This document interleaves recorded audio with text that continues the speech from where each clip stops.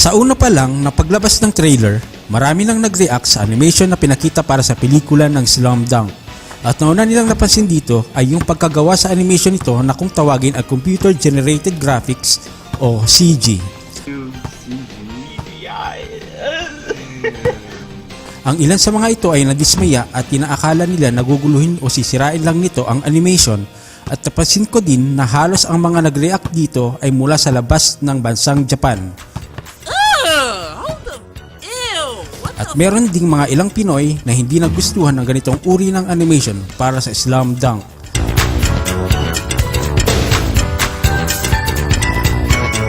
Dahil sa mga spoiler ay kumalat na ang mga clips ng ilang eksena sa pelikula, ngunit hindi ko naman sila ikikriticize sa videong ito. At dahil dito, nakasilip ako ng kaunti sa ilang eksena sa pelikula na ito, at mas malinaw na sa akin kung bakit ito ang ginawang animation para sa phenomenal sports anime na Slam Dunk. Kaya ang tanong dito, tama lang ba na gawing 3D, 3D CG o CGI ang Slam Dunk? Pero bago natin sagutin yan, atin munang alamin ang objective ng pelikula, at dahil wala tayo sa behind the scene ng pelikulang ito, i-based ko lang sa kanyang sining, storyline at kategorya ng anime kung talaga bang tama lang na gawing computer generated o 3D CG ang Slam Dunk. At bago po ang lahat, John Geek nga po pala, at welcome po sa aking channel. Pa-like, share, and subscribe para sa updated kayo sa mga videos na gagawin ko. Maraming salamat. Now back to the video.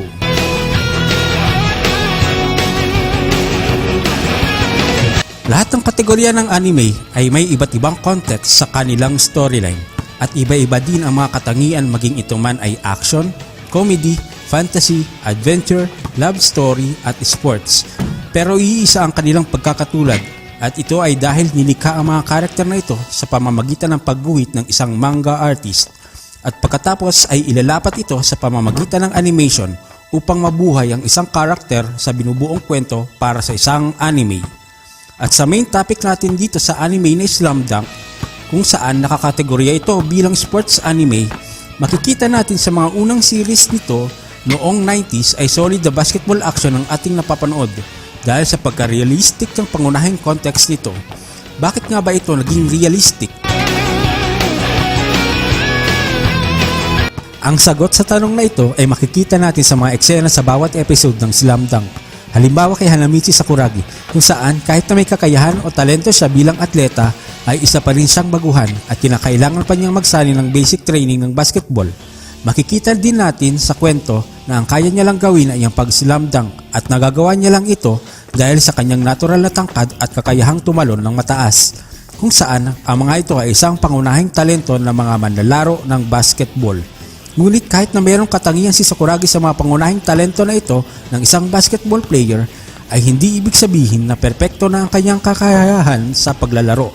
Sa napapanood natin sa anime, madalas ng simpleng layup ay hindi niya magawa ng tama, at ang jump shot naman ang kanyang kahinaan, hanggang sa dumating na yung oras na tinuro na sa kanya ang lahat ng basics ng basketball. Nabuo ang talento ni Sakuragi sa basketball sa pamamagitan ng matinding pagsasanay, at hindi dahil sa magaling na siya sa unang subok sa mga basics na nabanggit ko kanina. Sumakatwid, kahit na fictional ang mga tauhan dito, ang main purpose ng bawat eksena ay binibase sa totoong pangyayari sa larong basketball. And the rest is history.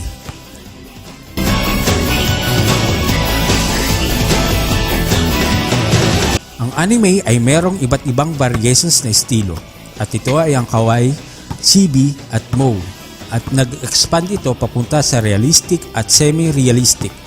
Para sa mas specific na paliwanag, merong 5 kategorya ang anime, at ito ay ang shonen, shoujo, seinen, josei at kodomomuke, na bumabahagi sa iba't ibang klase ng audience. At ngayon, kaunting paliwanag muna sa mga ito.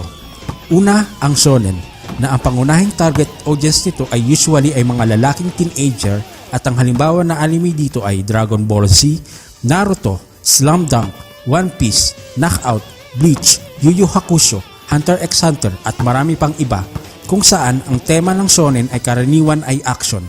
Pangalawa, ang shoujo, na ang pangunahing target audience ay mga babaeng teenager, na ang tema ng kwento ay madalas ay nakafocus sa emotions kagaya ng romance o mga pakilig moments. Halimbawa dito ay Ouran Koko Host Club, Fruit Basket, Sukite I Nayo, Blue Spring Ride, Card Captor Sakura, Akatsuki no Yona, Fushigi Yugi at marami pang iba. Pangatlo ay ang seinen, kung saan ang target audience nito ay nasa adult age ng mga lalaki na usually ang tema ng kwento ay sci-fi at fantasy. Ang halimbawa dito ay ang Berserk, One Punch Man, Ghost in the Shell, Akira, Tokyo Ghoul, Outlaw Star, Initial D, Oh My Goddess at marami pang iba.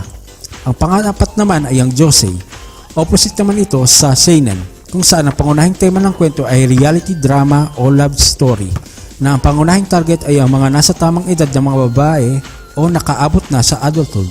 Ang halimbawa dito ay ang Kids on the Slope, Nodame Cantabile, Chihaya Furu, Honey and Clover, Bunny Drop, Showa Genruko Rakugo Shinju, Paradise Kiss, etc.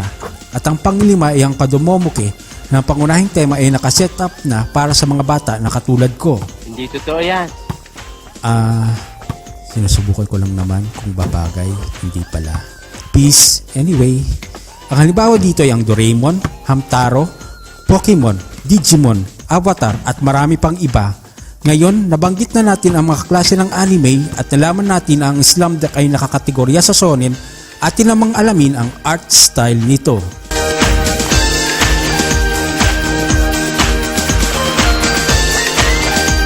Ang Slam Dunk ay isinulat at iginuhit ni Takehiko Inoue noong 1990 para sa weekly series ng Shonen Jump magazine ng Shueisha Company.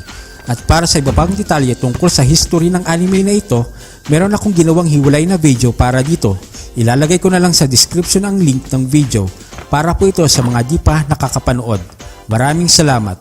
At sa topic na ito, ating alamin ang estilo ni Takehiko Inoue sa kanyang mga obra. Sa mga manga na kanyang nilika, makikita natin na ang estilo ng pagguhit ni Inoue sa bawat ginagawa niyang illustration ay halos may buhay o parang tunay na tao. Ilan dito ay ang tatlong manga na Vagabond, Slam Dunk at Real. Sa bawat ilustrasyon na kanyang pinapakita ay makikita natin ang passion niya sa pagiging manga artist dahil mas lalong nag-i-improve ang mga detalye ng mga ito sa bawat pagdaan ng taon. Halimbawa dito ang imahe sa mga unang series ng Slam Dunk. At kung ikukumpara natin ito sa mga imahe ng Inter-High series ay may malaking pagkakaiba ang mga ito. Naging mas detalyado ang mga nakikita natin sa mga larawan ng Inter-High series kaysa sa mga naunang series ng manga na nagpapatunay na nais ni Inoue na maging makatotohanan ang kanyang mga ginagawang obra. Dahil dito, nararamdaman ko kung gaano kapassionate si Inoue sa kanyang sining at obra. At dagdag pa dito ang husay niya sa storytelling, kaya marami dito na pamahal sa kanyang mga obra, lalo na ang Slam Dunk, na malaki ang contribution ng manga na ito sa popularidad ng basketball sa Japan.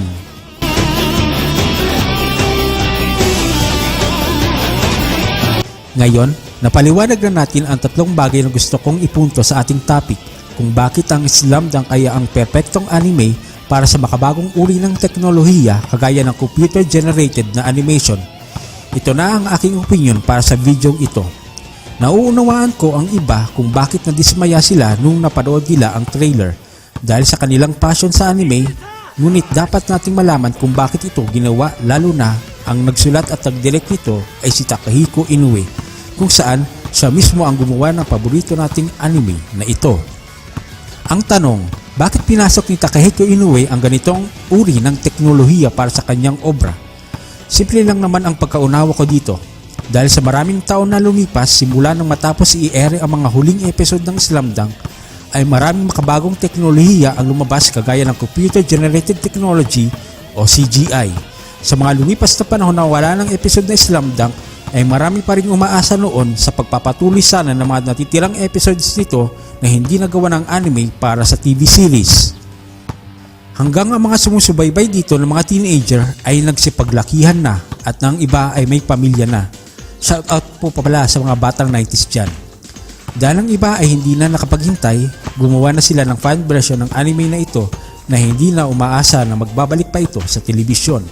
Kahit na nabasa na nila ang manga at nalaman na ang ending nito, ay nais pa rin ng karamihan na may idudugtong pa dito. Naalala niyo pa ba ang hoax na ito?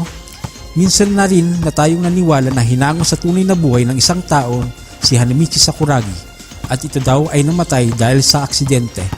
Sa puntong ito, maraming umaasahan na totoong tao si Hanamichi Sakuragi. Ngunit natuklasan naman na hindi ito totoo at ginawan lang ng kwento dahil sa pagkakahawig ng buhok nito sa anime, at nalaman din na miyembro pala ito ng isang banda sa Japan na ang pangalan ay X-Japan at ang pangalan na nasa larawan ay si Yoshiki Hayashi. Sa mga taon na lumipas, minsan na rin akong nawalan ng pag-asa na hindi na matutuloy ang serya ng Slam Dunk, at tinuring ko na ito na isang magandang alaala na naging bahagi ng aking kabataan hanggang sa dumating ang hindi inaasahan na pagkakataon na magkakaroon ng bagong movie ang paborito kong anime na ito. At nagulat na lang ako sa kangahangang uri ng pagkabagong sining na ginawa dito. Sa video ito, may binanggit ako na 3 topic. Ito ang storyline, anime at art o sining. Sa storyline, lalaman natin na ang pagiging malapit sa katotohanan ang kwento nito. Tapos yung anime naman ay nalaman natin na nakakategorya ito sa uri ng audience kung tawagin ay shonen. At ang art naman ay nalaman natin ang pagiging passionate na paglikha ni Takehiko Inoue sa mga kanyang obra. Alam naman natin na matagal na ang Slam Dunk at ang animation nito ay noong 90s pa ginawa. Kung pagsamasamahin ng 3 aking binanggit, ay ito na ang magpapatunay na ang manga o anime na ito ang perpekto para sa makabagong teknolohiya na ito gaya ng CGI o ano paman. Dahil sa makakatuhanang storyline ng anime na ito, kung saan hinahangaan natin ito simula nung bata pa at ngayon na ang karamihan ay lumaki na at nagkaroon na ng pamilya, ay masasabi natin na ganun din ang Slam Dunk. Dahil sa paglipas ng nagdaang panahon ay dapat nating matandaan ang pagbabago ng ating henerasyon at ang pagiging passionate ni Takehiko Inoue sa kanyang mga obra at sining ang nagpapatunay na nais niyang buhayin ang kanyang mga nilikha para sa ating mga audience na nagsipaglakihan na. Dahil gaya natin, nagmamature na din ang anime na ito. Hindi ako eksperto pagdating sa makabagong teknolohiya na ito at kulang ang kalaman ko tungkol sa computer-generated 3D animation, 3D CG o CGI. Kaya comment na lang po sa baba kung ano ang alam nyo tungkol dito. Pero para sa akin, ito rin ang magpapabago para sa sining na ating kinalakihan para sa anime. Dahil ang teknolohiya ang magbibigay daan na bubuhay sa mga karakter na ating minahal noon na parang totoong mga basketball player na ating hinahangaan. Sila ay mga imahinasyon lamang ng isang tao, ngunit naging parte na rin ito ng ating kabataan hanggang sa magkaedad na tayo. At hindi na natin malilimutan ang mga natutunan natin sa mga ito. Kaya ngayon, kapag na-release na ito sa Pilipinas, ay i-enjoy lang natin ang panonood nito na para bang bumalik tayo sa pagkabata at i-experience ang mundo ng Slam Dunk na minsan ay nagpasaya sa ating kabataan, na nagturo sa atin kung paano mahalin ang paborito nating sports dito sa Pilipinas, ang basketball.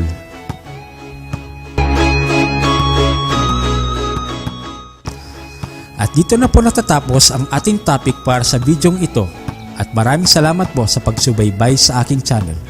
Special thanks po pala sa lahat na nag-subscribe sa aking channel na ito, at maasahan nyo na marami akong interesting content na naka-line up na pwede kong ma-share sa inyo dito. Para sa mga bagong bisita sa channel na ito, please like, share, and subscribe para palagi kayong updated sa aking mga bagong mga videos. Maraming salamat po at mabuhay tayong lahat.